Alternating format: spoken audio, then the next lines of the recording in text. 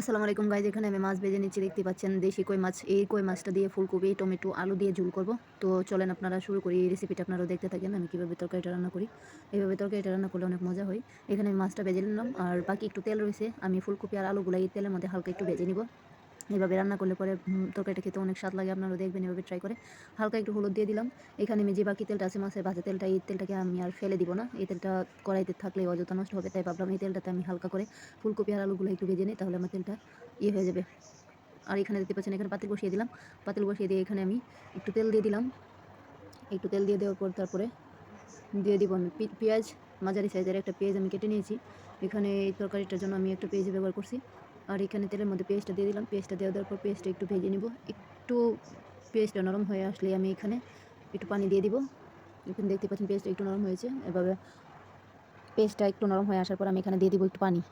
পানিটা দিয়ে দেওয়ার পর তারপর আমি প্রয়োজনীয় যে মশলাগুলো আছে সেইগুলা দিয়ে দিব। দিয়ে দিলাম একটু লবণ, তারপর দিয়ে দিব হলুদ দিয়ে দিলাম। লবণের পরে দিয়ে দিলাম হলুদ, আর পর দিয়ে দিলাম মরিচের গুঁড়া।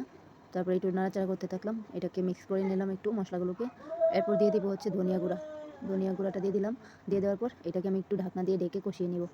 এইটা একটু বলক আসার পরে ঢাকনা দিয়ে আমি একটু কষিয়ে নেওয়ার পরে এটাকে এখানে আমি আমার যে সবজিগুলা কেটে ভেজে রেখেছিলাম ওইগুলো দিয়ে দিব। এই যে ভাজা যে সবজিগুলো আছে একটু ভেজে নিয়েছিলাম, এইগুলো দিয়ে দিব।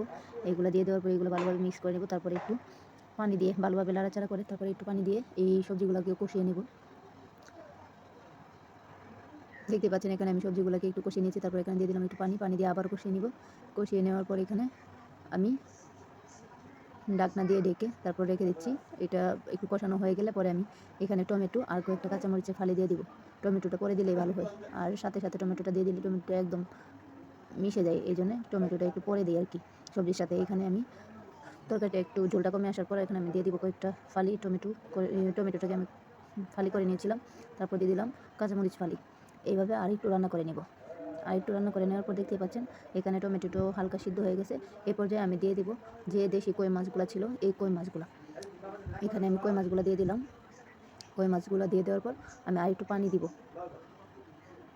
কই মাছগুলো দিয়ে দেওয়ার পর আমি ভালোভাবে একটু রান্না করে তারপর নামিয়ে নিব। দেখতে পাচ্ছেন এখানে কই মাছ দিয়ে দেওয়ার পর আমি এখানে ঢেকে দিব। একটু ঢেকে আর একটু ভালোভাবে রান্না করে তারপরে তরকারিটা নামিয়ে নিব। আর হ্যাঁ, অনেকে আমার এখানে মন্তব্য করেন, এখানে আমি একটু জিরে গুঁড়া দিয়ে দিলাম। আর অনেকে আমার এগুলোতে মন্তব্য করেন যে আমি ভাঙা কড়াইতে কেন মাছ ভাজি। আমার যেটুকু আছে সেটুকুতেই আমি করার চেষ্টা করি। কে কী বললো তাতে আমার দেখার কিছু নাই। যাদের আছে তারা শো অফ করতে পারে। আমার যেটুকু আছে তাতে আমি আলহামদুলিল্লাহ অনেক ভালো আছি। আর আমার যখন ভবিষ্যতে হবে তখন আমিও আপনাদেরকে ভালো কিছু দেখাবো। আমার যেটুকু আছে যা আছে তাতে দিয়ে আমি ভিডিও করার চেষ্টা করছি। অবশ্যই আপনারা আমাকে সাপোর্ট করবেন, কোনো বাজে মন্তব্য করবেন না। আশা করি সবাই ভালো আছেন। আর এই তরকারিটা দেখতে পাচ্ছেন দেশি মাছ দিয়ে ঝোল, ফুলকপি আর টমেটো ঝোল, সাথে তো নতুন আলু আছে। বেশ মজা। এভাবে একবার রান্না করে দেখবেন, খেতে অনেক মজা লাগে।